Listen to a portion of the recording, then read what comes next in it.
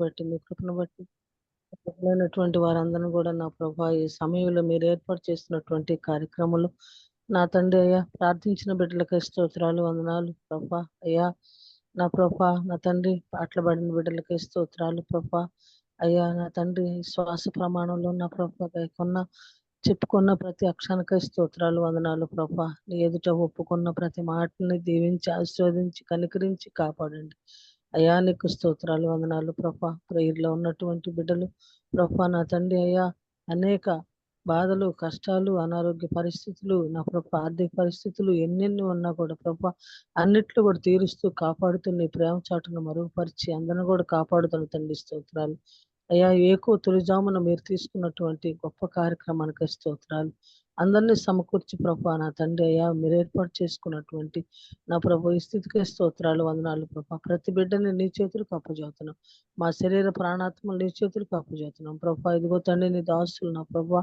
నా తండ్రి వాక్యం ఇచ్చుచుంటూ ఉండగా నా ప్రభా నీ కుమారుని నీ ఆత్మతోటి నింపండి పరిశుద్ధాత్మతోటి నింపండి మా ఆత్మీయ జీవితాలకి ప్రభా అవసరమైన విషయాలు మాతో మాట్లాడి ముచ్చటించమని మనవి చేసుకుంటాం ప్రభా నీ గాయపడిన హస్తానికి నీ దాసుని అప్పచెప్పుకుంటూ చేరిన బిడ్డలందరినీ కూడా అప్పచెప్తూ చేరవలసిన బిడ్డలను కూడా త్వరపెట్టి చేర్చమని మనం చేసుకుంటూ అయ్యా నీ గాయపడిన హస్తానికి మమ్మల్ని అందరిని అప్పచెప్పుకుంటూ ప్రభా ఈ కార్యక్రమానికి నా తండ్రి అయ్యా నా ప్రభా అందరిని కూడా సమకూరుస్తూ ప్రభా నా తండ్రి అయ్యా ఉన్నటువంటి బిడ్డల్ని ప్రభా నా తండ్రి బాబి రత్నాకర్ని నా ప్రభా జాన్సిముని అయ్యా స్వరూపుని నా తండ్రి అయ్యా ఇంకో ప్రభా ప్రసన్నని నా ప్రభా నా తండ్రి వాడబడి నీ కుమారుడిని నా ప్రభా మీరు జ్ఞాపకం చేసుకొని మనవి చేసుకుంటూ నీ గాయపడిన హస్తానికి ప్రభా నీ దాసుని అప్పచెప్తూ మా ఆత్మీయ జీవితాలతో మాట్లాడి మహిమ ఘనత ప్రభావాలు పొందమని ప్రభా అయ్యా మమ్మల్ని మేము తగ్గించుకుంటూ మిమ్మల్ని హెచ్చిస్తూ మా ప్రభును మా రక్షకుడు నీ ప్రియ కుమారుడు అతి త్వరలో మేఘాశ్రీ రానయ్యున్న యేసయ్య పరిశుద్ధ నామములో ప్రార్థించి అడుగుచున్నాను పరమ తండ్రి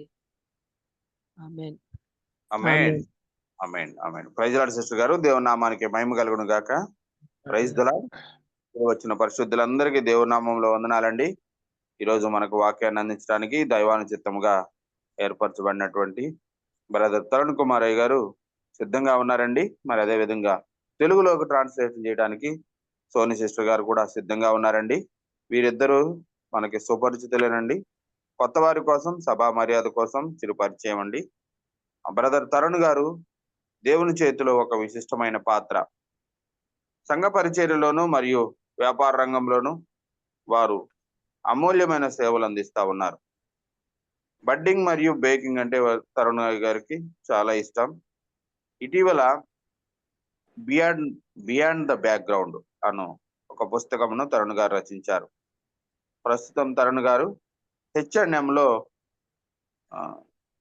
6 సిగ్మా కన్సల్టెంట్ గా పూర్తికాల సేవలు అందించుతూ bridge international church board member గా కూడా సేవలు అందిస్తా ఉన్నారు వారి ప్రియ సతీమణి లీనా గారు క్యాప్ జెమినీలో corporate social responsibility global leader గా ఉన్నారు బ్రదర్ గారు మరియు లీనా గారులకు జేసీ అను కుమారుడు ఉన్నారు ప్రస్తుతం వారు ప్యారిస్ లో నివసిస్తా ఉన్నారు బ్రదర్ గారి కుటుంబాన్ని దేవుడు దీవించిన విధానాన్ని బట్టి దేవునికి వందనాలండి అదే విధంగా స్వర్ణలత సిస్టర్ గారు వారి కుటుంబాన్ని దేవుడు దీవించిన విధానాన్ని బట్టి వందనాలండి welcome to both of you please Thank you very much. Praise God, and thank God for this opportunity to preach once again in midst of you all. ఈ మధ్యలో దేవుని వాక్యం పంచుకోవడానికి దేవుడు ఇచ్చిన అవకాశాన్ని బట్టి దేవాది దేవునికి అలాగే మీ అందరికీ కూడా కృతజ్ఞతలు తెలియజేసుకుంటున్నాను. Today we will look at chapter 15 from the book of Luke. ఉదయకాల సమయంలో లూకా సువార్త 15వ అధ్యాయాన్ని మనం జ్ఞాపకం చేసుకుందాం. Before we read in from Luke 15, there is it is always good to know the context of the book and why the author wrote this book. మరి ఈ అధ్యాయాల్లోకి మనం వెళ్ళక ముందు అసలు ఈ గ్రంథకర్త ఏం చెప్పదలుచుకున్నాడో ఆ సారాన్ని ఎరిగి ఉండడం అనేది చాలా ప్రాముఖ్యము. So Luke is the only Gentile author and he has written this book in Greek, and he is presenting Jesus Christ as the Son of Man, and that is why he is also using the genealogy starting from Adam, because he is presenting the humanity of Christ. మరి పుస్తకాన్ని రాసిన లూకా అనే గ్రంథకర్త అన్యుల కుటుంబానికి చెందినవాడు. మరి ఇతడు గ్రీకు దేశస్థుడు, గ్రీకు భాష ఎరిగినవాడు. అదే సమయంలో ఇతడు యేసు ప్రభుని మనుష్య కుమారుడుగా కూడా ఆయన చిత్రీకరించి ఈ పుస్తకాన్ని రాశాడు. అందుకనే వంశావళి గ్రంథం అంతా కూడా చాలా స్పష్టంగా ఆదాము దగ్గర నుంచి ఆయన రాసుకుని వచ్చాడు. And we see that he also wrote the book of Acts, so which is his sequel. And he ends the book of Luke with the promise of the Holy Spirit and starts the book of Acts with the coming of the Holy Spirit. So he sets up his own sequel. ఈ లూకా సువార్తను రాసిన ఈ లూకా అనే భక్తుడే తిరిగి అపోస్తలుల కార్యాన్ని దీని కొనసాగింపుగా రాశాడు. అయితే ఒక విషయం ఇక్కడ ఏంటంటే లూకా సువార్త పరిశుద్ధాత్మ వాగ్దానం గురించి ముగింపుతో ఆ పుస్తకం ముగించబడితే అపోస్తలుల కార్యాలు మొదటి అధ్యాయంలో పరిశుద్ధాత్మ దిగి వచ్చుట అనే వాగ్దానంతో అపోస్తలుల కార్యాలు ప్రారంభించబడింది. So Luke is covering one of the campsites in the Old Testament, east, west, north, and south. Luke is covering the south side, and he is actually covering the face of God. Like you have 4 faces: lion, ox, man, and eagle. And Luke is covering the man part. And one distinct aspect about Luke is he has covered most of the parables for us.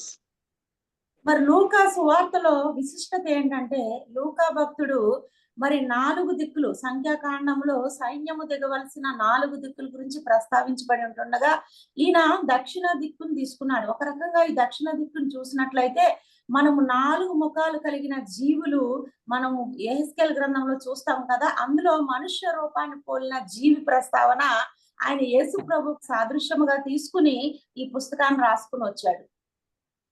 So Luke is also termed to be the most accurate historical record, even outside. Many people accept that this is one of the well-kept historical records. And Luke covers 24 parables in his book, and 18 of these parables are unique to Luke. మరి లూకా సువార్తలో ఉన్న ఇంకొక విశిష్టత ఏంటంటే 24 ఉపమానాలు అనేవి ఈ లూకా సువార్తలో చెప్పబడ్డాయి. అందులో 18 ఉపమానాలు చాలా ప్రత్యేకతను సంపాదించుకున్నాయి. ఆయన రాసిన ఉపమానాలు బట్టి చరిత్రకారులు కూడా మరి లూకా సువార్త అనేది భక్తుడి చేత రాయబడిన ఈ గ్రంథాన్ని వారు ఖచ్చితమైన ఆధారాలతో కూడిన గ్రంథంగా వారు ఒప్పుకుంటూ దాని విశిష్టతను ప్రతి ఒక్కరూ గుర్తించడం అనేది జరిగింది. And Luke is also writing this as a trial document for the trial of Paul. So he is being sponsored by Theophilus, who is a Greek leader, and he is writing this as a trial document. And if you watch the subtleties, it's very interesting that Luke presents all the centurions, the Roman centurions, as good guys, and he presents the Pharisees as the real.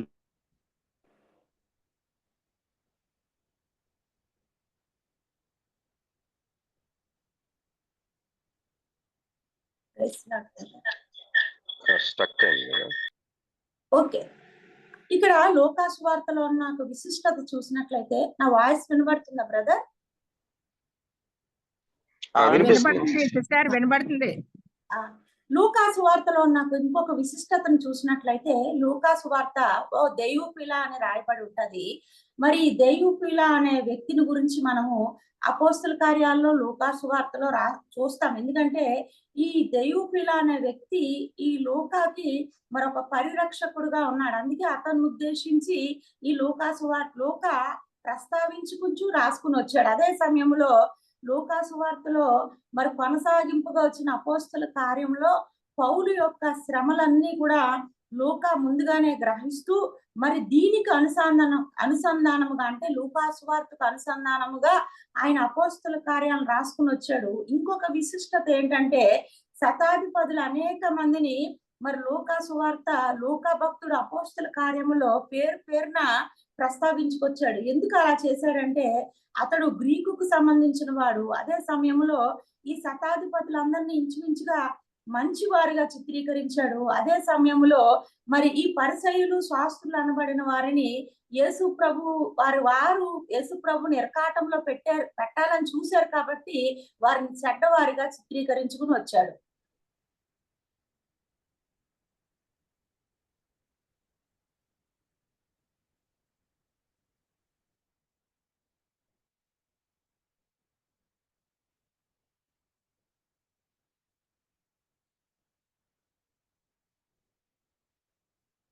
Hello, praise lord. Hello, You are not audible, brother.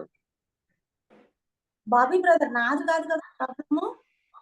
మీది వస్తుంది sister. Tarun గారి voice వినిపించడం లేదు. సరే,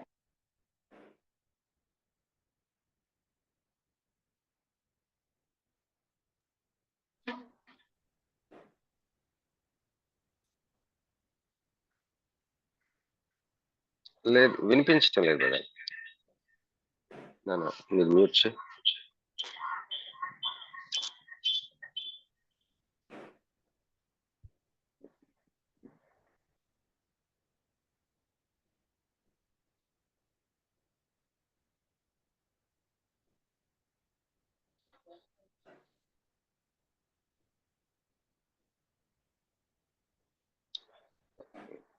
sorry అండి, just 1 minute లోనే వచ్చేస్తుంది. కొద్దిగా ఓపిక పడదామండి.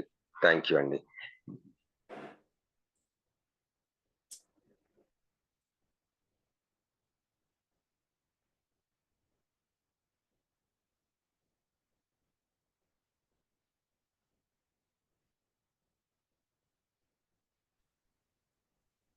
Can you hear me now? Yes brother. Yes brother, thank you brother. Okay. Really sorry. I think I don't know what happened. Some technical issue. No problem. Yeah. So yeah, going back to we will look at Luke chapter 15 today.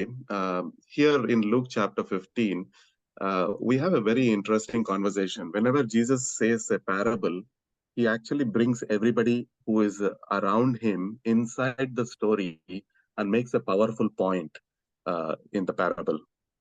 లూకాసు వార్త 15వ అధ్యాయంలో చూసినట్లయితే చాలా ఆసక్తికరమైన ఉపమానాలు అనేవి యేసు ప్రభు వారు ప్రస్తావించారు. అయితే యేసు ప్రభు వారు ఎప్పుడు ఉపమానాలు చెప్పినా కూడా తన చుట్టూ ఉన్న జన సమూహాలకు అర్థమయ్యేటట్లుగా వారిని ఉద్దేశించి ఒక ప్రాముఖ్యమైన విషయాన్ని ఉపమానాల్లో నుంచి బయటికి తేవడానికి ఆయన ఎప్పుడు కూడా ప్రయత్నిస్తూనే ఉండేవారు.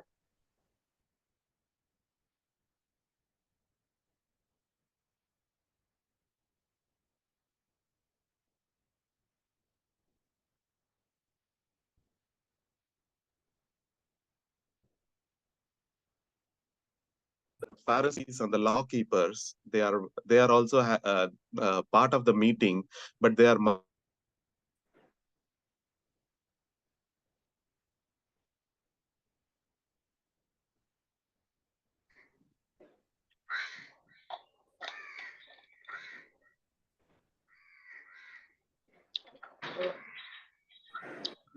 It's getting stuck brother. Audio and video both are getting stuck.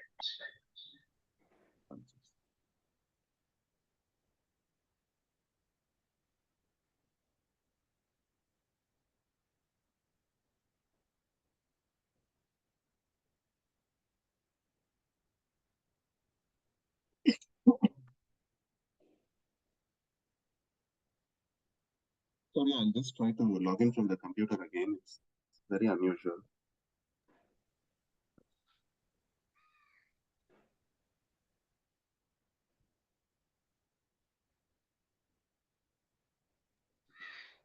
No problem brother. When some powerful ministry is going on, Satan always does something to disturb. Our team prayed this morning. We keep on praying. Thank you brother.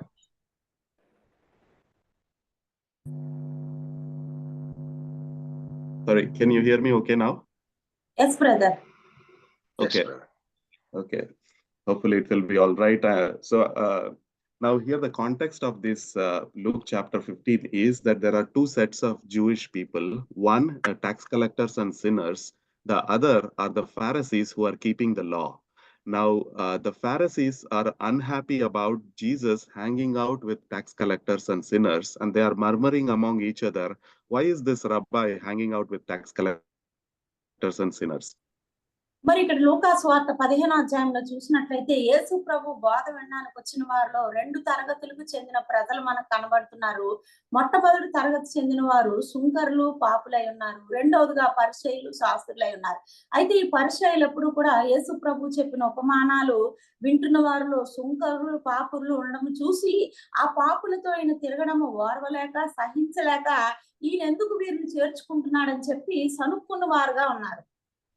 So there are three powerful parables that Jesus narrates in response to this murmuring, and all three are pointing to the answer on why tax collectors and sinners are hanging out with Christ. ఈ సుంకరులు, పాపులు ఎందుకు ప్రభుతో తిరుగుతున్నారని సనుగుతున్న పరిసయ్యులకి దీటైన జవాబుగా యేసు ప్రభు వారు వారికి చొరక అంటించేలాగా 3 మరి ఉపమానాలు అనేవి తెలియజేయడం జరిగింది. Now, when you see a parable is a powerful story which can be narrated only by a master storyteller. Why? Because normally a parable contains many things that are around us, something like salt, light, things like that, which everybody can understand. And also parable actually pushes you to imagine yourself and pushes the listener into the story at some point of time. సాధారణంగా ఈ ఉపమానాలు అనేవి మరి ప్రాముఖ్యమైన అంశాలతో కూడి ఉంటాయి. అందరికీ అర్థమయ్యే రీతిలో ఉంటాయి. ఉదాహరణ చూసుకున్నట్లయితే ఉపమానాల్లో బైబిల్లోనే ఉప్పు, వెలుగు అని వ్రాయబడింది. అంటే ఈ విధంగా ప్రస్తావించడం ద్వారా మనుషులను ఆ ఉపమానాల్లోకి లాగి వారి నిజ జీవితాన్ని అందులో పెట్టుకుని అన్వయించుకోవడానికి చాలా బాగుంటుంది. అయితే ఈ ఉపమానాలు ఎవరైతే చెబుతూ ఉంటారో నిజానికి వారు కథా నైపుణ్యత కలిగిన వారుగా, అంటే కథలో విశిష్టమైన అనుభవం కలిగిన వారుగా ఉపమానాలు చెప్పేవారు ఉంటారు. So even now, some of the greatest leaders in the corporate industry are who can tell a story, are those who are storytellers, are much sought after in the corporate industry because we have a lot of data, we have complex problems, but we really need someone who can narrate in a way that anybody can understand. So storytelling is one of the finest skills that can be sought after, and Jesus is one of the greatest storyteller of all. మరి భౌతిక లోకంలో కూడా చూసినప్పుడు సామూహికంగా పనిచేసే స్థలాల్లో అనేకమైన సాంకేతిక విషయాల్లో పరిజ్ఞానం అనేది చాలా మందికి పొదువై ఉంటది. కాబట్టి అందులో నైపుణ్యత కలిగిన వారు దాన్ని ఒక కథ రూపంలో తీసుకొచ్చి అందరికీ అర్థమైనట్లుగా చేయగలుగుతారు. మరి యేసు ప్రభు వారు కూడా మంచి ఉపమానాలు, అంటే అందులో ఒక సూటి అయిన అంశాన్ని, స్పష్టమైన అంశాన్ని అందరికీ అర్థమయ్యే రీతిలో తెలియజేయడానికి నైపుణ్యత కలిగిన వారు. So we'll quickly trying to understand what a parable can do. If you think in the Old Testament, Nathan confronts David when David sins and kills Uriah and commits adultery with Bathsheba, and Nathan comes and tells him a story.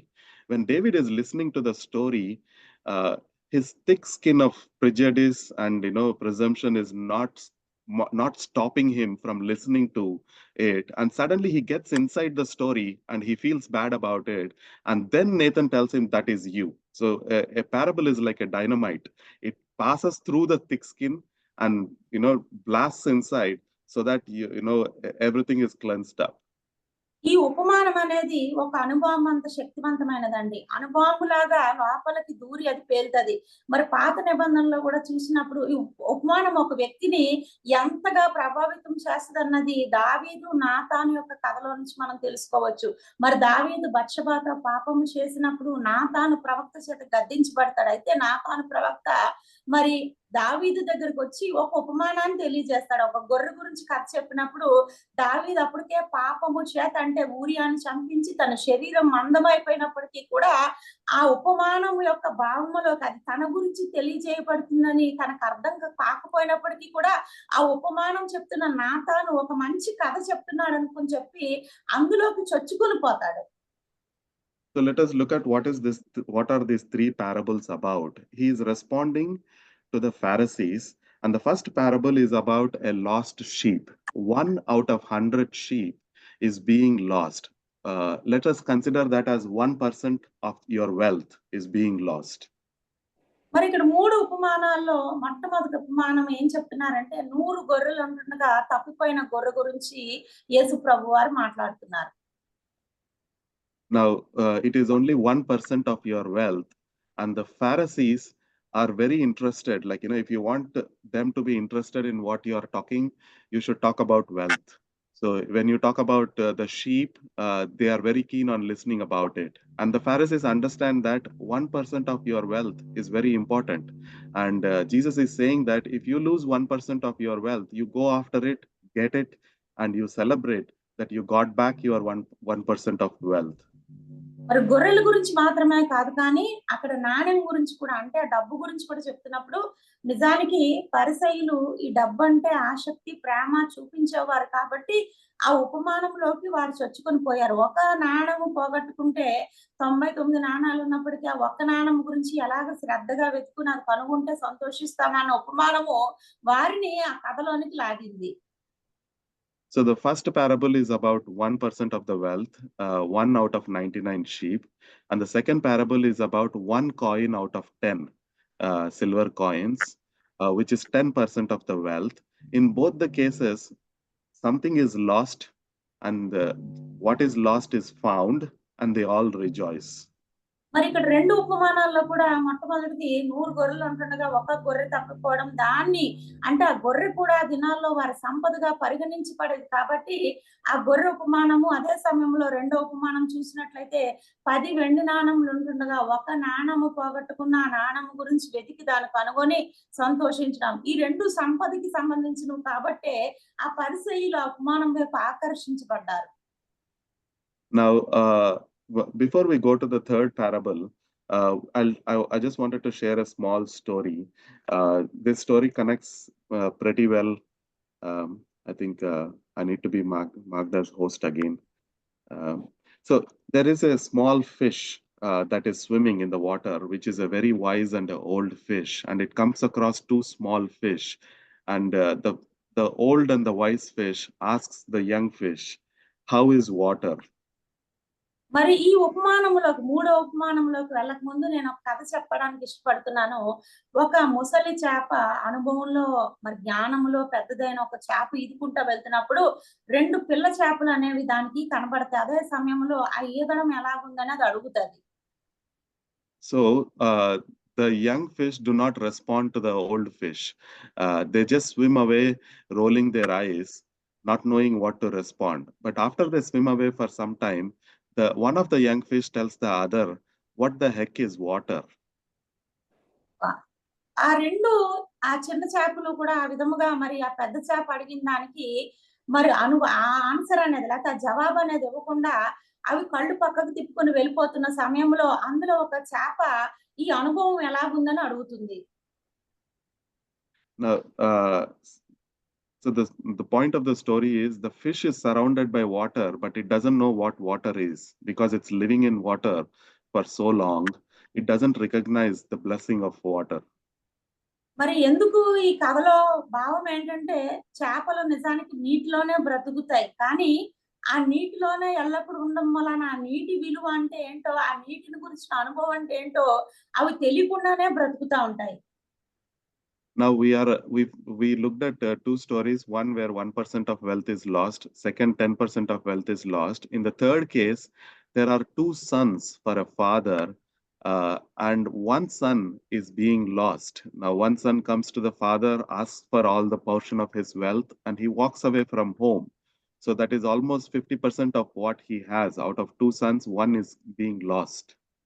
మరి 3 ఉపమానాల్లో మొదటి ఉపమానంలో 100లో 1% ఒక గొర్రె పోవడము, రెండో ఉపమానంలో 10లో 1 పోవడము, మరి మూడో ఉపమానం చూసినప్పటికీ ఒక ధనవంతుడైన తండ్రికి 2 కుమారులు ఉంటుండగా అందులో చిన్నవాడు తన తండ్రి ఆస్తిలో 50% తీసుకున్నట్లుగా, ఆస్తిని తీసుకుని వెళ్ళిపోయినట్లుగా మనకు ఆ ఉపమానంలో కనబడుతుంది. Now, once the younger son comes back to himself, after finding himself, like, going away to a faraway land, he really gets lost, ends up in a pig's pen. And when he comes back to the father receives him. And if we try to understand who are these sons, the younger son who is lost is actually connected with the tax collectors and the sinners who are part of the house, but they walked away. మరి తప్పిపోయిన కుమారుడు కథలో ఈ తప్పిపోయిన కుమారుడు రెండవ కుమారుడు తన ఆస్తినంతా కూడా తీసుకెళ్లి దుర్వ్యాపారం చేసి పాడు చేసి ఖర్చు చేసి తిరిగి పందులు తినే పొట్టు దగ్గరకు వచ్చినప్పుడు ఆ తర్వాత బుద్ధి వచ్చి తండ్రిని కలుసుకున్నప్పుడు తండ్రి చేరదీసినట్లుగా మనం చూస్తున్నాం. అయితే ఈ తప్పిపోయిన కుమారుడు ఎవరికి సాదృశ్యముగా చెప్పి యేసుప్రభు వారి ఉపమానం చెప్తున్నారంటే ఆ జన సమూహాల్లో ఉన్న ఆ పరిసయ్యులకి శాస్త్రులకి సుంకపు గుత్తపుదారులకి ఆయన సూచనగా మాట్లాడుతున్నారు. So for the father, you have two sons, and both are Jewish. And like that, the group that is standing there is like one set is tax collectors and sinners, another set is the Pharisees. They are representing the two sons. One son who is lost has found himself. Now he is back, and there is rejoicing that is happening. But the other son is not happy about the first son coming back. ఆ తండ్రికి ఇద్దరు కుమారులు ఉన్నట్లుగా ఉపమానంలో చూస్తున్నాము. నిజానికి యూదుల గురించి అది రాయబడింది. అదే సమయంలో పాపులు సుంకర్లు తప్పిపోయిన కుమారుడితో సమానం అయితే పెద్ద కుమారుడితో పరిసయ్యులు శాస్త్రులు సమానము. అయితే ఈ తప్పిపోయిన కుమారుడు తిరిగి వచ్చినట్లుగా తండ్రి సంతోషపడి విందు చేసినట్లుగా ఈ పాపులు సుంకర్లు దేవుని రాజ్యమును తెలుసుకోవాలన్నది యేసు ప్రభు తాపత్రయం అయితే పరిసయ్యులకి శాస్త్రులకి అది ఇష్టపడలేదు. Now, if we look at all the three stories, there are three words which are very common, which explain the story. One is lost, found, and rejoice. మరి మూడు ఉపమానాల్లో కూడా మూడు సాధారణమైన పదాలు అన్నిట్లో కనబడే పదాలు ఉన్నాయి. ఆ మూడు పదాలు ఏంటంటే తప్పిపోవడము, దొరకడము, దొరికిన దాన్ని బట్టి ఉత్సాహించడము. Now, although we find this as a common theme in all the stories, there is one part of the story which is unanswered, which is the response of the elder son. So let us read Luke 15:28 and 31. Luke 15:28 to 31. మరి ఈ ఉదయకాల సమయంలో ఈ మూడు ఉపమానాల్లో మూడు సాధారణమైన మాటలు మనం చూసినప్పటికీ కూడా ఇంకా మన ప్రశ్నకు జవాబు దొరకని ఒక సమాధానము తప్పిపోయిన కుమారుడి అన్న మరి లూకా సువార్త 15వ అధ్యాయము 28వ వచనం నుంచి 32వ వచనం వరకు అతని గురించి మనము చూడవచ్చు. Maybe someone can read Luke 15:28 to 31. అయితే అతడు కోపపడి లోపలికి వెళ్ళనల్లకపోయాను గనక అతని తండ్రి వెలుపలకు వచ్చి లోపలికి రమ్మని బతిమాలుకొనెను. అందుకు అతడు తన తండ్రితో, ఇదిగో ఇన్ని ఏండ్ల నుండి నిన్ను సేవించున్నానే, నీ ఆజ్ఞను నేను అన్నడూ మీరలేదే. అయినను నా స్నేహితులతో సంతోషపడినట్లు నీవు నాకెన్నడను ఒక మేక పిల్లనైనా ఇయ్యలేదు. అయితే నీ ఆస్తిని వేశ్యలతో తినివేసిన ఈ నీ కుమారుడు రాగానే వీని కొరకు క్రొవ్విన పశువును వధించుతమని చెప్పాను. అందుకు అతడు, కుమారుడా, నీవెల్లప్పుడూ నాతో కూడా ఉన్నావు, నావన్నీయు నీవి, మనము సంతోషపడి ఆనందించుట యుక్తమే. ఈ నీ తమ్ముడు చనిపోయి తిరిగి బ్రతికెను, తప్పిపోయి దొరికెనని అతనితో చెప్పాను. Now, if you see, although like in the first parable, the shepherd is happy, sheep is happy, neighbors are happy. In the second parable, we see the woman is happy, the neighbors are happy, there is a party rejoicing. In the third parable, the father is happy and the second son is happy, but the only person who is unhappy in the whole chapter is the elder son.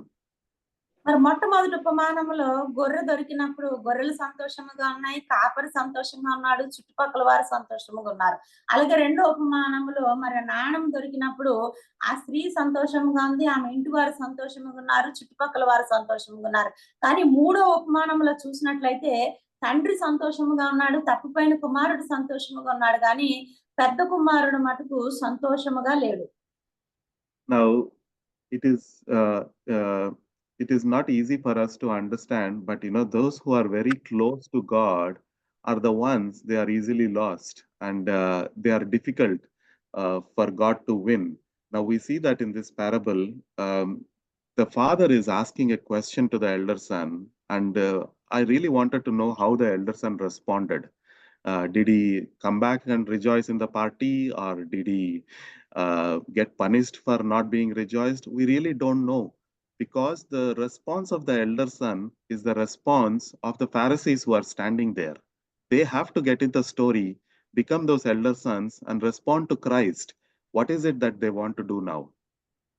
మరి ఇక్కడ ఉపమానంలో ఆసక్తికరమైన విషయం ఏంటంటే తండ్రి పెద్ద కుమారుణ్ణి మరి చదవబడిన వచనాల్లో ప్రశ్నిస్తున్నట్లుగా చూస్తున్నాం. మరి నాతో పాటు నువ్వు ఉన్నావు కదా అని అడిగినప్పుడు ఆ పెద్ద కుమారుడు ప్రతిస్పందన అనేది మనకి కనబడదండి. అలాగే యేసు ప్రభు వారి ఉపమానం చెప్పడం ద్వారా అక్కడ ఉన్న పరిసయ్యులు శాస్త్రుల యొక్క ప్రతిస్పందనను ఆయన ఆశిస్తున్నారు. కానీ నాకు కూడా ఆసక్తి కలిగించే విషయం ఏంటంటే ఆ ప్రతిస్పందన అనేది ఎలా వచ్చిందో ఎలా ఉంటుందో అన్నది అక్కడ ఖచ్చితంగా రాయబడి లేదు. So we think that the Bible has all the questions answered, but we don't know what is the response of the elder son. The father is still waiting what the Pharisees wanted to tell. So Jesus has actually took them into the parable and left them there and asking them, what do you want to respond? Here is an assignment given to them for the elder son and the younger sons. The younger sons are lost to the Romans, becoming tax collectors, and now they came back. But the elder sons who are in the temple are lost, and Jesus is also waiting for their response.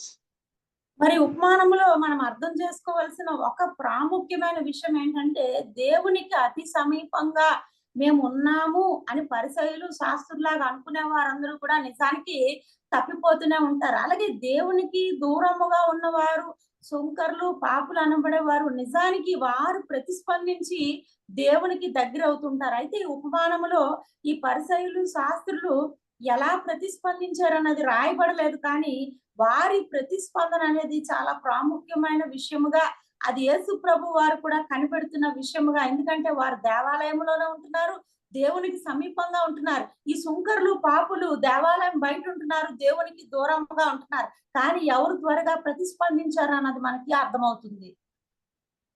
So they were blind to the fact that they themselves were lost. Sometimes we don't understand that the mountain that we need to move is us. Sometimes the mountain that you need to move is you. మరి ఇక్కడ పరిసయ్యులు శాస్త్రులు దేవాలయంలో ఉంటూ దేవుని సమీపంగా ఉన్నప్పటికీ కూడా తప్పిపోయిన వారుగా ఉన్నారు. వారి జీవితాలు ఒకవేళ మన జీవితాలతో పోల్చుకున్నట్లయితే మన జీవితంలో కూడా కొన్నిసార్లు ఈ తప్పిపోయిన అనుభవంలోనే ఉంటాం. దేవుడికి సమీపంగా ఉన్నాం అనుకుని, కానీ మన జీవితంలో ఏ పర్వతం అడ్డుగా ఉందో దేవునికి మనకు మధ్యన అది తొలగించుకోవాల్సిన బాధ్యత మన మీద ఉన్నది. And also learning from the younger son, we also observe from these three parables something very interesting. When the sheep was lost, the shepherd went after the sheep and found it. And when the coin was lost, the women went after the coin and found it. But when the son was lost, the father did not go after him. ఈ తప్పిపోయిన కుమారుడి యొక్క అధ్యాయంలోని తప్పిపోయిన కుమారుడి జీవితంలో చూసుకున్నట్లయితే ఈ మూడు ఉపమానాల్లో కొంత వ్యత్యాసం అనేది కనబడుతుంది. గొర్రె తప్పిపోయినప్పుడు ఆ కాపరి దాన్ని వెతుక్కుంటా వెళ్ళాడు. నాణెము పోగొట్టుకున్నప్పుడు ఆ స్త్రీ దాన్ని వెతుక్కుంటా ఊడ్చింది. కానీ తప్పిపోయిన కుమారుడు తప్పిపోయినప్పుడు ఆ తండ్రి అతను వెతుక్కుంటా వెళ్ళలేదండి. Now, if you think about it, the reason why the father did not go after the son is because the decision was the son's. Like when the decision is yours, you are in a very dangerous state. You make a wrong decision and then you try to live in that decision and that stops you from knowing the truth. మరి సత్యమును గురించి గుడ్డితనము కలగకుండా సత్యమును గురించిన అనుభవ జ్ఞానంలో వెళ్ళడానికి ఉపమానం ఎంతగానో సహాయపడుతుందండి. ఎందుకంటే తప్పిపోయిన కుమారుడు ఆ కుమారుడి విషయంలో తండ్రి వెళ్ళలేదు, ఆయన వెతకలేదు. ఎందుకంటే ఆ సత్యము తెలుసుకుని ఆ బుద్ధి వచ్చినప్పుడు తనే తిరిగి రావాలన్నది ఆయన ఉద్దేశం. అలాగే మన నిర్ణయాలు కొన్నిసార్లు మన నిర్ణయాలే మనం దేవుడికి దగ్గరగా ఉన్నామా దూరంగా ఉన్నామా అన్నది తెలియజేస్తుంది. అందుకే మన నిర్ణయాలు చాలా ప్రాముఖ్యమైన పాత్రను పోషిస్తాయి. Sometimes we think that we know everything and we ask something very specific to God that is too silly. For example, there was a small kid who sees something in the tree and he was walking and he sees something is moving near the tree and he gets very scared. What he does is, being scared of the sound, he runs away from the tree, and while he is running, he remembers God and he asks, God, help me to run faster. మరి కొన్నిసార్లు మన నిర్ణయాలు చాలా బుద్ధిహీనంగా కూడా ఉంటాయి. అంటే మనకు అన్నీ తెలుసు, ఏది అడిగినా దేవుడు ఇచ్చేస్తాడు, ఎలా అడిగినా ఇచ్చేస్తాడు అనుకుంటాం. దీనికి ఉదాహరణగా ఒక కథ చెప్తాను. ఒక చిన్న పిల్లవాడు నడుచుకుంటూ వెళ్తున్నప్పుడు ఒక చెట్టును చూస్తాడు. ఆ చెట్టు దగ్గర ఆగినప్పుడు ఒక వింతైన శబ్దం అతనికి వినబడతది. అది ఏంటి ఆ శబ్దం అనేది చూడకుండా అతడు భయంతో పరిగెట్టుకుంటా వెళ్తూ తండ్రి అయిన దేవునికి ప్రార్థన చేస్తా ఉంటాడు. నేను త్వరగా పరిగెత్తడానికి నాకు సహాయం చేయని. So many a times our prayers and our decisions are like that. We want God to help us run faster because we made up our mind to run. We make our decisions and then go to God to asking God to help us fulfill that decision. కొన్నిసార్లు మన ప్రార్థనలు కూడా అదే విధంగా ఉంటాయి. మనం ఏదైతే తీర్మానించుకున్నామో, మనం ఏదైతే నిర్ణయించుకున్నామో, అంటే పారిపోవడానికి శక్తినివ్వడానికి ప్రార్థన చేసినట్లుగా అసలు ఆ చెట్టు దగ్గర ఏముందో అన్నది ప్రార్థన చేయం గానీ పారిపోవడానికి శక్తిని మనం ప్రార్థన చేస్తాం. అలాంటి నిర్ణయాలు మనమే తీసుకొని కొన్నిసార్లు ప్రార్థన చేసి దేవుణ్ణి ఇబ్బంది పెడుతూ ఉంటాము. So it is important that we let the Father decide. When we go to the Father, what Father decides for you is the best thing. And when that happens, the Father is always after you. But when the decision is yours, you are in a more dangerous state. You are walking away to the faraway land, and the Father is not coming after you because it is your free will and your choice. కొన్నిసార్లు మనం నిర్ణయాలు తీసుకున్న తర్వాత దేవుని దగ్గరికి వెళ్తాం. కానీ నిర్ణయం తీసుకోకుండా దేవుడి దగ్గరికి మనం వెళ్ళినట్లయితే ఆ తండ్రి గొప్పవాడు కనుక తన చిత్తానుసారంగా మనల్ని నడిపిస్తాడు. కానీ నిర్ణయం తీసుకున్న తర్వాత ఎప్పుడు కూడా ఆయన మన వెంట రాడండి. ఎందుకంటే మన స్వచిత్తము చొప్పున, మన సొంత ఇష్టం చొప్పున మనం నిర్ణయం తీసుకుని దేవునికి దూరముగా జరిగిపోయినప్పుడు ఆయన ఎన్నడూ కూడా మన వెంట వచ్చి ఆ నిర్ణయాన్ని మార్చడు. Right. Now, let us also see this scenario. Is this unique to prodigal son, or is this something happening anywhere else? We can check it. Can someone read Jonah chapter 4, verses 10 to 11, the last two verses of the book of Jonah? మరి ఈ ఉపమానం మనం చూసుకున్నప్పుడు తప్పిపోయిన కుమారుడి జీవితంలోనే ఇలా జరిగిందా, లేకపోతే ఇంకెవరి జీవితంలో అయినా జరిగిందా అని ఒకవేళ మనం చూసుకున్నట్లయితే యోనా గ్రంథం 4వ అధ్యాయము 10-11 brother. Yes, the last two verses of book of Jonah. 10-11 వచనాలు చూసినట్లయితే, అందుకు యెహోవా నీవు కష్టపడకుండాను పెంచకుండాను ఒక రాత్రిలోనే పుట్టి పెరిగి ఒక రాత్రిలోగానే వాడిపోయిన ఈ సొర చెట్టు విషయంలో నీ విచారపడుచున్నావే. అయితే 120,000 కంటే ఎక్కువై కుడి ఎడమలు ఎరుగని జనమును బహు పశువులు గల నినివే మహాపురం విషయంలో నేను విచారపడవద్దా అని యోనాతో సెలవిచ్చాను. Now, when I read this book of Jonah, I read this and it looked like there is a question mark at the end. And when there is a question mark, I wanted to know the answer. And I turned the page and it was book of Malachi. మరి ఈ యోనా గ్రంథము చదివినప్పుడు ఈ చదవబడిన వచనాలు ప్రశ్నార్థకంగా ముగించబడతాయి. అంటే దేవుడు ప్రశ్నించాడు, కానీ యోనా ఎలా ప్రతిస్పందించాడో నాకు జవాబు దొరకలేదు. ఆ జవాబు వెతకడానికి నేను మరలా తర్వాత పేజీ తీసినప్పుడు అక్కడ మలాకి గ్రంథంలో మనము మీకా గ్రంథాన్ని చూస్తాము. Now we see that there is a question that is used to end a whole book, and there is no response to that question, and Jonah is playing that elder son role there. ఇక్కడ యోనా గ్రంథము దేనితో ముగించబడిందంటే ఒక ప్రశ్నతో ముగించబడింది. అంటే జవాబు లేని ప్రశ్న అది. మరి యోనా జీవితాన్ని కూడా మనం పరిశీలనగా చూసుకున్నట్లయితే అతడు పరిసయ్యులతో పోల్చబడినట్లుగా మనము చూడవచ్చు. పరిసయ్యుడిలాగా ప్రవర్తిస్తున్నాడు. Now Jonah did not want God to bless the Ninevites.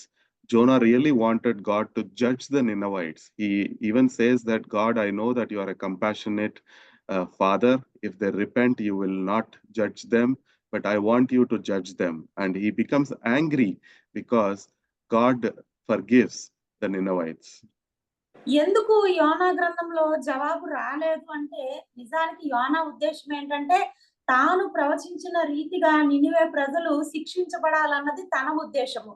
కానీ దేవుడు క్షమించుటకు సిద్ధమైన మనసు కలవాడు కాబట్టి ఆ నినివే పట్టణస్థులు ఆయన క్షమించడము, వారిని మరలా ప్రేమించడం అనేది యోనా సహించుకోలేకపోయాడు. Now, God has given a specific calling to all these Pharisees. God wants to shine his light brightly through Israelites so that the rest of the world may know the God of Israel. And that's a calling that has been given to Israelites. But the Pharisees are struck to the temple. They are not fulfilling that calling, and they are not happy about others coming to God as well. మరి ఇశ్రాయేలీల జీవితంలో అందులో భాగంగా ఉన్న యూదులు పరిసయ్యుల విషయంలో దేవుడి యొక్క పిలుపు నిజానికి చాలా ఉన్నతమైనది.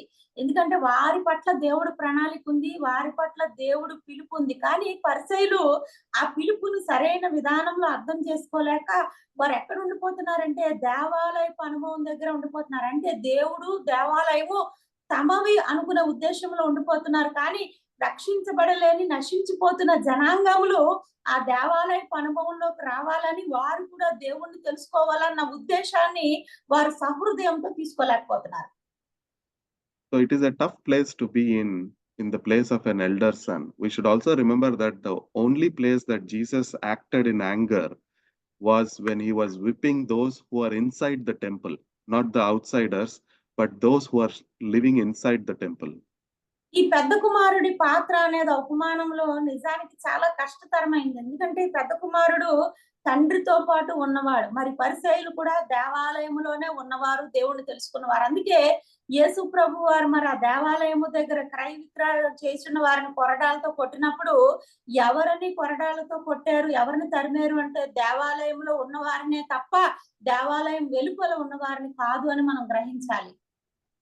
So when you get a little religious, you might even get a little rebellious. So you need to be very cautious about the religion that we follow. Like we don't follow the rules, but it is important for us to know the heart of the Father. మరి మత సంబంధమైన లేకపోతే ఆత్మీయ సంబంధమైన స్థితిగతుల్లో ఎదిగిన వారిలో ఒక సమస్య ఉంటదండి. ఎంత ఆత్మీయంగా ఎదుగుతూ ఉంటారో, తండ్రితో ఎంతగా సంబంధం కలిగి ఉంటారో వారిలో తిరుగుబాటు అనేది కూడా ఉంటది. ఎందుకు తిరుగుబాటు అనేది ఉంటదంటే వారు ఆ మత సంబంధమైన విషయాల్లో ఖచ్చితత్వాన్ని కలిగి ఉంటారు, కానీ దేవుడి యొక్క విధానములోకి, దేవుడి యొక్క హృదయములోకి వారు వచ్చి ఆలోచించలేకపోతుంటారు. Now we see that the elder son is in a dangerous place, and Jonah was in a dangerous place, and they have become totally insensitive to the calling of God, and they have adopted a truth, and they thought what they are thinking is right. ఈ పెద్ద కుమారుడి జీవితాన్ని చూసుకున్నా, యోనా జీవితాన్ని చూసుకున్నా, వారు దేవుడి పట్ల, దేవుడి పిలుపు పట్ల ఒక సున్నితమైన మనస్తత్వాన్ని కలిగి లేరు. ఎందుకంటే వారు అనుకున్నదే, వారు చెప్పిందే సరి అయినదని అనుకునే ఒక ప్రమాదకరమైన స్థితిలో ఉన్నారు. కాబట్టి దేవుడి యొక్క హృదయాన్ని, దేవుడి యొక్క పిలుపుని వారు అర్థం చేసుకోలేక ప్రతిస్పందించలేని స్థితిలో ఉన్నారు. కాబట్టి ఆ రెండు కూడా ప్రశ్నార్థకంగా మిగిలిపోయాయి. Now we'll take another instance other than the calling. People who are close to God, what happened to them? We'll look at Luke chapter 1, and we have two instances where you have the angel coming and interacting with Mary and also Zacharias. So from verses 18 to 20, there's an interaction with Zacharias, and 34 to 37, it's with Mary. మరి పిలుపును మినహాయించి ఒకవేళ దేవుడి హృదయానుసారంగా దేవుడి చిత్తాన్ని గ్రహించిన ఇద్దరు జీవితాలను కూడా మనం చూడొచ్చు. లూకా సువార్త 1వ అధ్యాయం 18 నుంచి 22 వచనాల వరకు జకరియాని, అలాగే లూకా సువార్త 1వ అధ్యాయం 34 నుంచి 35 వరకు మరియ యొక్క పిలుపును కూడా మనము ఇక్కడ చూడవచ్చు. Now here there is something unique and something that is happening to Mary for the first time. A virgin is about to give birth, which has never happened in the history of mankind. And there is a good reason to ask this question, how can this be, since I do not know a man? So Mary is asking a question which is very genuine, which has never happened before. మరి ఇక్కడ ఈ లూకా సువార్త 1వ అధ్యాయంలో మరియ జీవితాన్ని చూసుకున్నట్లయితే ఒక విశిష్టత లేకపోతే ఒక ప్రాముఖ్యత అనేది కనబడుతుంది. చరిత్రలో ఇప్పటిదాకా మునుపెన్నడూ జరగని రీతిగా ఒక కన్యక గర్భవతి అవడం అనే విషయం ప్రస్తావించబడి ఉంటుండగా మరియ నిజానికి ఇప్పుడు మరియ తిరిగి ఒక ప్రశ్న అడుగుతుంది. ఆ ప్రశ్న అది ఖచ్చితమైనదే, ఎందుకంటే అడగవలసిన ప్రశ్నే. కన్యకను నేను మరి నేను పురుషుణ్ణి ఎరగని దానిని ఇది నాకు ఎలా సంభవిస్తుందని అడుగుతుంది. So the angel Gabriel gives a very nice response, explaining how it happens. Like the Holy Spirit will come upon you, the power of the highest will overshadow you. Therefore, also the Holy One who is born will be called the Son of God. And he will also direct Mary to go and meet Elizabeth, her cousin. Somebody who is also in faith, experiencing a miracle, will encourage your faith as well. So the angel is recommending Mary to go and meet Elizabeth to see that Elizabeth is also pregnant and you are also going to conceive, so that they help each other in faith. So the angel's response is the best response possible, a great explanation and a good counsel recommending her to meet the cousin. మరి అడిగిన ప్రశ్నకు గబ్రియేలు దేవదూత చాలా చక్కటి జవాబు ఇచ్చినట్లుగా మనం చూస్తున్నాం. పరిశుద్ధాత్మ నీ మీదకి వచ్చును, సర్వోన్నతుని శక్తి నిన్ను కమ్ముకొనును, నీకు పుట్టబో కుమారుడు శిశువు పరిశుద్ధుడై ఉండును, ఇదిగో నీ బంధువగు ఎలిజబెత్ కూడా గర్భము ధరించింది, ఇది ఆమెకు 6వ మాసము, నీవు వెళ్ళి ఆమెను కలుసుకోమని చెప్పి ఆ దూత చాలా చక్కగా మరియ మాట కంటే అక్కడ 2 స్త్రీలను కలిపి వారికి ఆదరణ కలిగించే విధముగా మాట్లాడినట్లుగా మనం చూస్తున్నాము. Now, if the same angel goes to Zacharias and says that, you will have a son. And Zacharias asks, how shall I know this? For I'm an old man and my wife is well advanced in years. But here Zacharias is the high priest. He is always living in the temple. He's been reading his Bible with his family. They all know all the stories in the Bible. So he is much closer to God when it comes to the proximity. He is right in the Holy of Holies while having this interaction. మరి ఇదే దూత జకర్యాను కూడా సంధించినట్లుగా మనం చూస్తున్నాము. దూత మాట్లాడినప్పుడు జకర్యా అంటున్నాడు, బహుకాలము గడిచింది, నేను కూడా ముసలివాడను, నా భార్య కూడా ముసలిదా అంటున్నాడు. కానీ మన నిజాన్ని చూసినట్లయితే అతి పరిశుద్ధ స్థలములో యాజకుడుగా జకర్యా అనేక సంవత్సరాలు ఉన్నవాడు, ధర్మశాస్త్రం అంతా కూడా బాగుగా తెలిసిన వాడు, ధర్మశాస్త్రంలో ఉన్న ఆజ్ఞలన్నీ కూడా ధర్మశాస్త్రములు అంటే పాత నిబంధన అప్పటిదాకా జరిగిన చరిత్ర కూడా తెలిసిన వాడు. కానీ తిరిగి తాను ఇది ఎలాగ జరుగు, నీ సంగతి నాకు ఎలాగ తెలియనని దేవుని దూతను ప్రశ్నిస్తున్నాడు. Now, Zacharias, being a high priest, should know that, barrenness is not a big deal for God, because he has read about Abraham and Sarah. He has read about the parents of Samson, the mother of Samuel, Hannah. He knows that, God has worked this repetitively in the Old Testament, and he should know the word and he should have developed that faith. But instead, he is living there as an elder son, being an high priest, having no faith at all. మరి జకర్యా జీవితాన్ని మనం చూసుకున్నట్లయితే ఈ పెద్ద కుమారుడికి సాదృశ్యముగా ఉన్నాడు. ఎందుకు పెద్ద కుమారుడికి సాదృశ్యముగా ఉన్నాడంటే, జకర్యా బాగుగా దేవుని లేఖనాలను ఎరిగిన వాడు. గొడ్రాలను సంతులేని దానిని ఇల్లాలుగా ఎలా దేవుడు చేస్తాడో, గర్భాలను ఎలా ఆశీర్వదిస్తాడో అబ్రహాం జీవితాన్ని చూసిన వాడు. మరి సంసోను తల్లిదండ్రులైన మనోహ దంపతులను చూసిన వాడు. దేవుడు ఎలాంటి కార్యాలైనా చేయగలడు, ఎలాంటి మూసుకుపోయిన గర్భాలైనా తెరవగలడు, వృద్ధాప్యంలో కూడా బిడ్డలను ఇవ్వడానికి ఆయన సర్వశక్తిమంతుడు, ఆయనకు అసాధ్యం అనేది ఏది లేదని తెలిసిన వాడు. కానీ తన విశ్వాసాన్ని ఆచరణలో పెట్టడంలో, దేవుడి మాటకు విధేయత చూపించడంలో ఆ పెద్ద కుమారుడు లాగా విఫలమైపోయాడు. Now, the same angel who was nice to Mary becomes very angry here and says, I am Gabriel. The angel is identifying himself and says, I am Gabriel who stands in the presence of God. And then the angel says, I'm sent to speak to you and bring you these good tidings, but behold, you will be mute and not able to speak until the day these things take place, because you did not believe my words, which will be fulfilled in their own time. The angel is saying, you will be mute because you did not show the faith.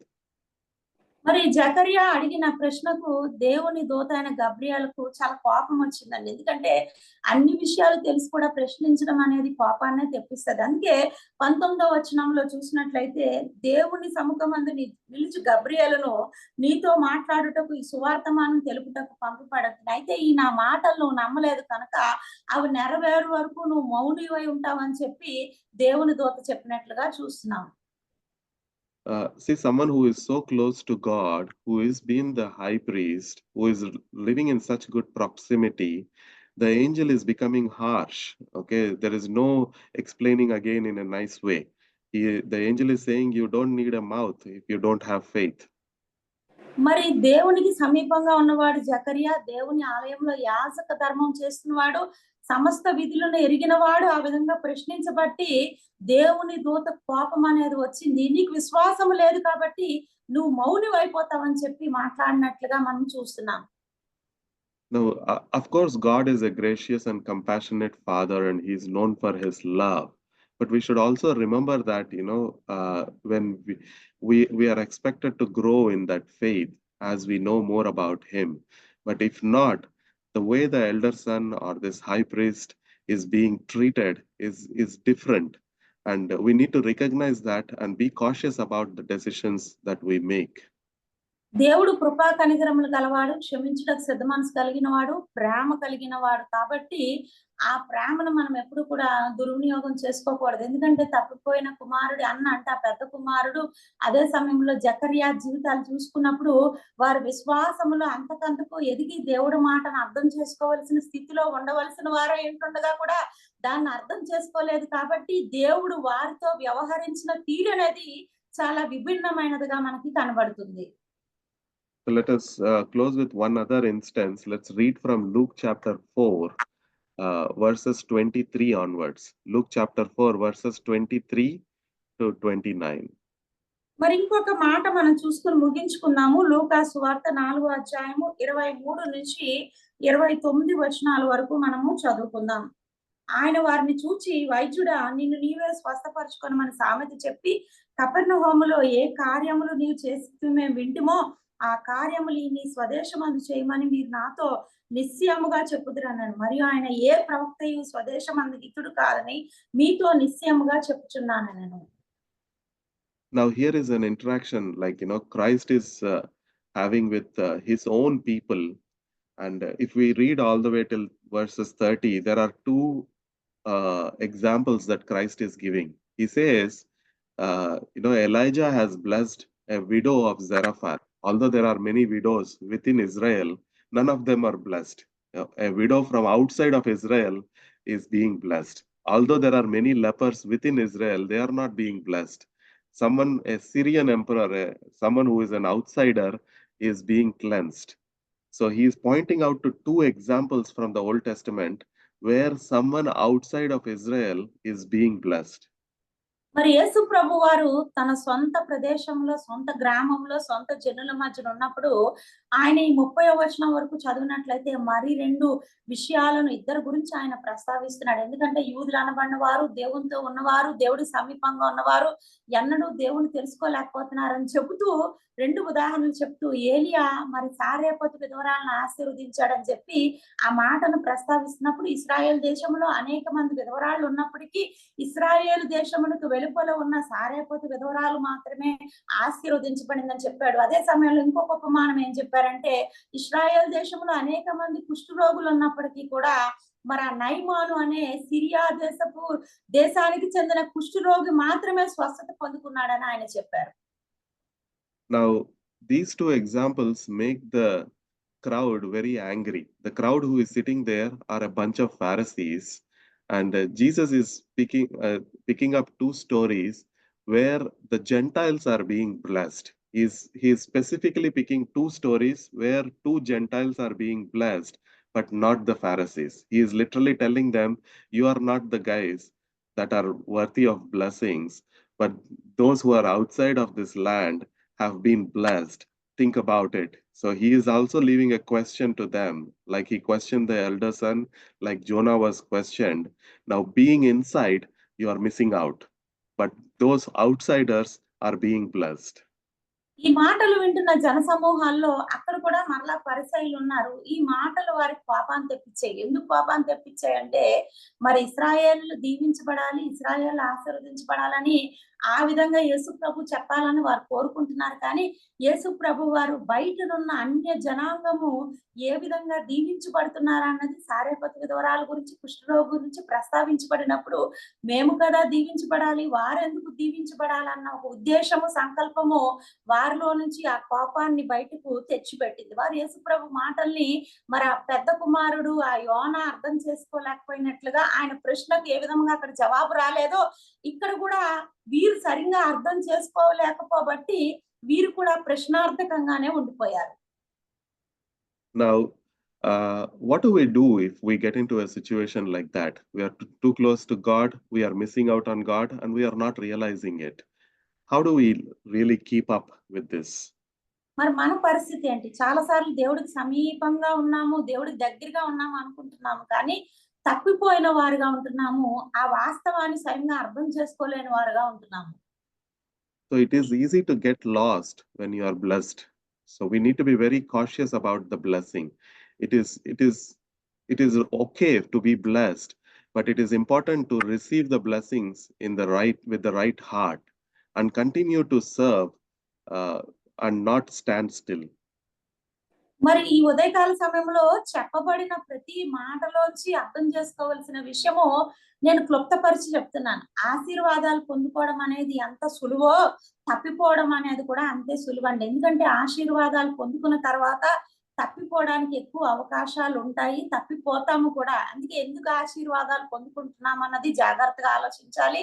అసలు ఆశీర్వాదాలు పొందుకున్న తర్వాత మనం దేవుడికి ఎంత సమీపంగా ఉండగలుగుతున్నాము, దేవుడి హృదయాన్ని ఎంత చక్కగా మనం అర్థం చేసుకోగలుగుతున్నాం అన్నది ఒకవేళ మనకు నిజంగా అర్థమైతే ఆ వాస్తవాన్ని ఆ సత్యాన్ని అర్థం చేసుకోగలిగినట్లయితే మనం ఎన్నడూ కూడా తప్పిపోము.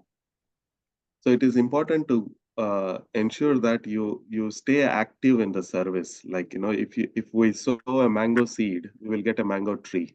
If we sow a pumpkin seed, we get pumpkin trees. But if we don't sow anything, we think that we may not get anything, but that's not true. If we don't sow anything, we will have weeds. So it's important that we consciously continue to serve the Lord and be productive for Him. But if we stand still, we are giving way to the weeds. మరి పరిచర్యలో క్రియారూపకంగా ఉండడం అనేది చాలా ప్రాముఖ్యం. అందుకు ఉదాహరణగా ఒక మాట చెప్తాను. మామిడి విత్తనాన్ని విత్తితే మామిడి చెట్టు వస్తది, గుమ్మడి విత్తనాన్ని విత్తితే గుమ్మడికాయ పాదు వస్తది. కానీ దేవుడు పరిచర్యలో ఏమీ విత్తకపోతే ఏమీ రాదు కాబట్టి నాకు సమస్య లేదు అనుకోకండి. ఏమీ విత్తకపోయినా సరే నిష్ఫలంగా ఎవరి జీవితం ఉండిపోతుందో అక్కడ కలుపు మొక్కలు, గక్ష పొదలు, బలు రక్కసి చెట్లు అంటే పనికిరానివన్నీ కూడా పెరుగుతాయి. So it is not only important to stay active in bearing fruit and in sowing and in harvest, it is also important to recognize the blessing around us and show that gratitude, to be thankful all the time. క్రియారూపకంగా దేవుడి పనిలో చురుకుగా ఉండడం అనేది ప్రాముఖ్యము. ఎందుకంటే చురుకుగా ఉన్నప్పుడే మనం ఫలిస్తాము. ఫలించిన కొద్దీ ఆశీర్వాదం పొందుకుంటాము. ఆశీర్వాదం పొందుకున్న కొద్దీ దేవుని పట్ల మన వైఖరి ఎలా ఉన్నదన్నది చాలా ప్రాముఖ్యము. కృతజ్ఞత కలిగిన హృదయముతో దేవుడి యొక్క మేళ్లను బట్టి ఆయనను స్తుతించే వారుగా మన వైఖరి లేకపోతే మనం కూడా తప్పిపోయిన వారి కిందే లెక్క. Now in 1 Thessalonians 5:18, there is a verse which says, "Give thanks in all circumstances, for this is God's will for you in Christ Jesus." Now, it talks about giving thanks. The two little fish in that story, they did not recognize water because they have been living in water all through. The elder son did not recognize the blessing because he is always in the palace. He has never been to a pig's pen. He never ran short of food. He did not recognize it. So it is very important that, we grow sensitive to the blessings around us and be thankful to it and to show intentional gratitude. మొదటి దశలోనికి రాసిన పత్రిక 5వ అధ్యాయం 10వ వచనంలో ప్రతి విషయమందు కృతజ్ఞతాస్తుతులు చెల్లించుడు, ఇలాగ చేయుట మీ విషయంలో క్రీస్తు యేసునందు దేవుని చిత్తమని వ్రాయబడింది. ప్రతి విషయమునందు మనము నిజానికి ఆశీర్వాదాలు పొందుకున్న కొద్దీ దేవునికి సమీపంగా వెళ్తున్న కొద్దీ కృతజ్ఞతలు అనేవి చెల్లించాలి. మరి ఆ చేపలు చూసినప్పుడు చేప నీరులోనే ఉంది, కానీ ఆ నీరు ఎల్లప్పుడూ ఉంటుంది కదా అని చెప్పి గ్రహించలేక గుర్తించలేక దేవుని కృతజ్ఞత చెల్లించలేకపోయింది. అలాగే పెద్ద కుమారుడు నేను ఎప్పుడు తండ్రితో కూడా ఉన్నానే, తండ్రి చెప్పిన పని చేస్తున్నానే అనుకున్నాడు, కానీ తండ్రికి సమీపంగా ఉన్నందుకు కృతజ్ఞత కలిగిన హృదయముతో ఉండలేకపోయాడు. So like the little fish asked where the heck is water, there are many people who are surrounded by God, but they ask, where is God? So we need to be cautious about it. And, we are surrounded by the blessings of God. We need to recognize and be thankful to it, because Jesus, when he healed the lepers, he asked, where did everybody go? Only one returned to thank. So Jesus is counting on how much you show the gratitude. So it's very important that we respond in gratitude to Christ. నీరులోనే ఉన్న చేప నీటిని గ్రహించలేక అలా ఉండిపోయినట్లుగా నిస్తేజముగా ఉండిపోయినట్లుగా అనేక సార్లు మన జీవితంలో కూడా దేవుణ్ణి మనం సరైన రీతిలో గుర్తించలేకపోతున్నాం. దేవుడు ఎప్పుడు కూడా కృతజ్ఞతను ఆశించే దేవుడు. అందుకని 10 మంది కుష్ఠరోగులు స్వస్థత పొందుకున్న తర్వాత ఒక్కడే తిరిగి వచ్చి కృతజ్ఞతలు చెల్లించినప్పుడు మిగిలిన 90 ఎక్కడా అని ఆయన చాలా స్పష్టంగా ప్రశ్నించాడు. ఎందుకంటే ఆయన మేలు చేసే దేవుడు, అదే సమయంలో ఆశీర్వదించే దేవుడు, అదే సమయంలో మన నుంచి కృతజ్ఞతను కూడా కోరుకునే దేవుడు. So we also need to seek fellowship and accountability. Hebrews 10:24-25 says, let us consider how we may spur one another on towards the love and good deeds, not giving meeting together as some are in the habit of doing, but encouraging one another, and all the more as you see the day approaching. Now we are expected to come together and encourage each other. Like, Mary and Elizabeth met and got encouraged in each other in faith. Like that, we are expected to stay together with each other and encourage each other in each other's blessing. While doing so, we don't envy anybody. Like, the elder son was envious about the younger son coming back. God can do a bigger blessing to someone else, but we should be happy with that because it is the Father's decision. మరి ఈ సమయంలో నేను జ్ఞాపకం చేస్తున్న మరొక మాట ఏంటంటే, ఈ కృతజ్ఞత చెల్లించడానికి మనము సహవాసముగా సమాజంగా కూడుకోవాలి. ఎందుకంటే హెబ్రీ పత్రిక 10వ అధ్యాయం 24వ వచనంలో కొందరు మానుకొనిచున్నట్లుగా మీరు సమాజముగా కూడుకుంట మానక ఆ దినము సమీపించిన కొలది మరి ఎక్కువగా ఒకరినొకరు పురుకొల్పుకుంటూ ప్రోత్సహించుకుంటూ సరిదిద్దుకుంటూ బుద్ధి చెప్పుకుంటూ ఉండాలని చెప్పి నేను ప్రభు ప్రేమను బట్టి హెచ్చరిస్తున్నాను. నేను పౌలు చెప్పిన రీతిగా మనం అందరము కూడా సహవాసంలో ఎదగడము, సహవాసం ద్వారా కృతజ్ఞతలు చెల్లించడం అనేది చాలా ప్రాముఖ్యమైన విషయం. మరి పెద్ద కుమారుడు తండ్రితో ఉంటున్నానని అనుకుంటున్నాడు, కానీ తనకి ఎటువంటి సహవాసము లేదు కాబట్టే తన సొంత తమ్ముడు మీదే తనకి అసూయ అనేది పుట్టింది, ద్వేషం అనేది పుట్టింది. ఒకవేళ సహవాసం అనేది లేకపోతే మన జీవితంలో కూడా ఇటువంటిది ఏర్పడుతుంది. ఎందుకంటే మనం ఒకరినొకరు ప్రోత్సహించుకోలేము, పురుకొల్పుకోలేము, బుద్ధి చెప్పుకోలేము, కాబట్టి ఒంటరిగా మిగిలిపోతాము. దేవుడితో ఉంటున్నాం అనుకుంటూ కూడా అనేక మందిలో చేదైన వేరు అనేది మొలవడానికి అవకాశం ఉంటుంది. So we'll just close with this. It is important to not just read the word, but also to live it. Like, if you are called to show hospitality, we should check and see when was the last time I had lunch with a group of unbelievers in my house. So those kind of checks will help us realize if we are staying aligned to the calling or not, so that we stay in tune with the Father and continue to work on his calling and not lose out being near to him.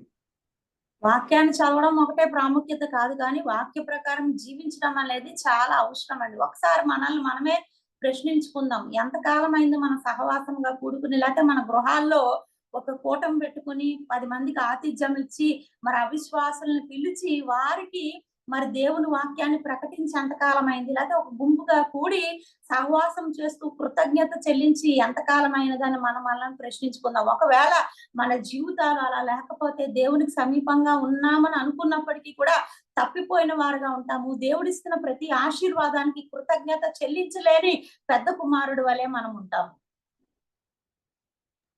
Thank you. Praise the lord.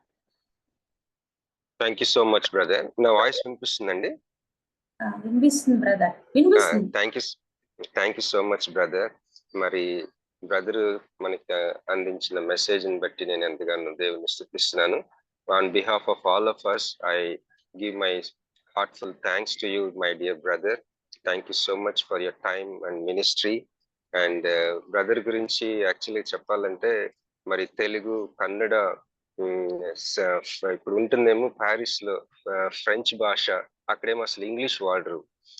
English లో చెప్పటం, middle of the night 2 o'clock, ఇవన్నీ your faith and your life is very inspiring brother. I'm not praising you, but telling from my heart. Thank you so much. And excellent translation, sister garu. Thank you so much. మరి తరుణ్ గారి గురించి ప్రార్థించేద్దాం. అలాగే మేము Sony sister అంటాం, Swarnalatha sister గారి గురించి ప్రత్యేకంగా ప్రార్థన చేయండి. మరి వాళ్ళు పరిచర్య చేసి ఎంతో ఎగ్జాస్ట్ అయిపోయి ఉన్నారు.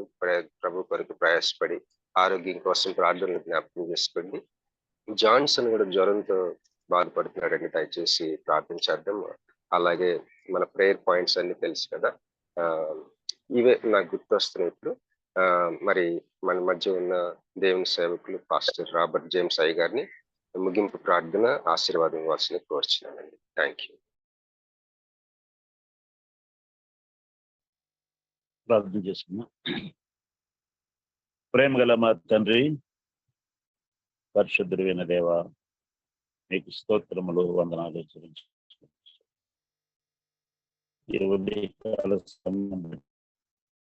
లెక్కలేని స్తోత్రములు ఉన్నాయి.